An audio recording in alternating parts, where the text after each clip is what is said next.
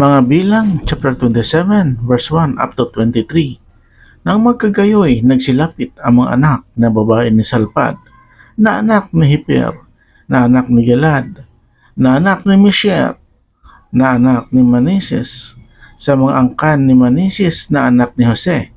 At ito ang mga pangalan ng kanyang mga anak, si Mala, at Noah, at Hugla, at Melka, at Tersa.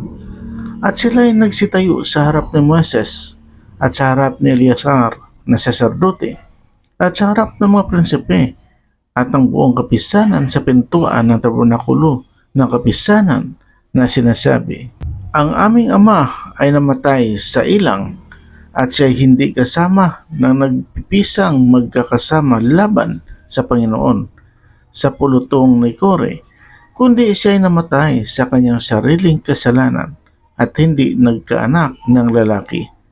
Bakit ang pangalan ng aming ama ay aalisin sa angkaniya sapagkat siya ay hindi nagkaanak ng lalaki?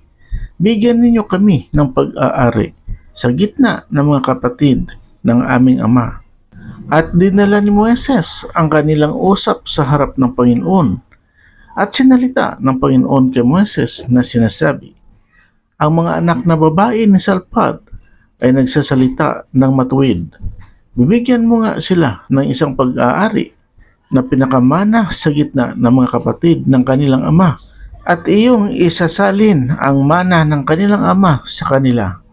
At iyong sasalitain sa mga anak ni Israel na iyong sasabihin kung ang isang lalaki ay mamamatay at walang anak na lalaki ay inyong ang isasalin ang kanyang mana sa kanyang anak na babae. At kung siya ay walang anak na babae, ay inyong ngang ibibigay ang kanyang mana sa kanyang mga kapatid. At kung siya ay walang kapatid, ay inyong ngang ibibigay ang kanyang mana sa mga kapatid ng kanyang ama. At kung ang kanyang ama ay walang kapatid, ay inyong ngang ibibigay ang kanyang mana sa kanyang kamag-anak na pinakamalapit sa kanyang angkan, at kanyang aariin at sa mga anak ni Israel ay magiging isang palutuntunan ng kahatulan gaya ng inuutos ng Panginoon kay Moses.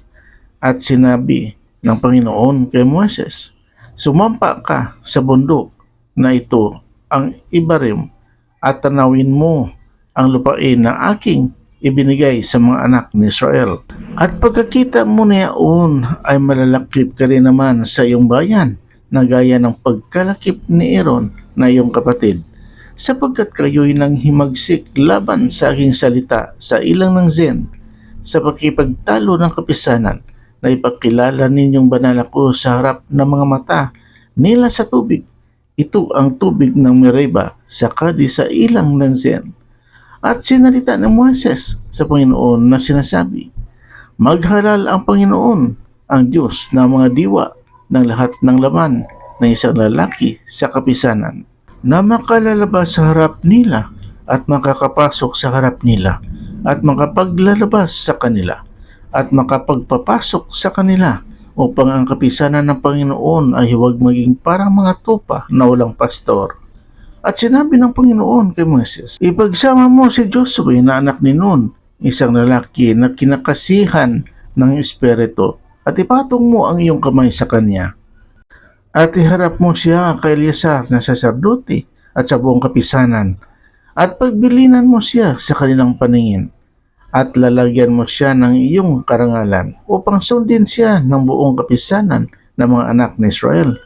At siya ay tatayo sa harap ni Eleazar na saserdote na siyang mag-uusisa tungkol sa kanya ng hatol ng Urim sa harap ng Panginoon. Sa kanyang salita ay lalabas sila at sa kanyang salita ay papasok sila, siya at ang lahat ng mga anak ng Israel na kasama niya sa makatuwid bagay ang buong kapisanan. At ginawa ni Moses gaya ng inuutos ng Panginoon sa kanya, at kanyang ipinagsama si Joshua at kanyang iniharap ni Eleazar na saserdote at sa buong kapisanan, at kanyang ipinatong ang kamay niya sa kanya at pinagbilinan niya siya gaya ng sinalita ng Panginoon sa pamamagitan ni Moses.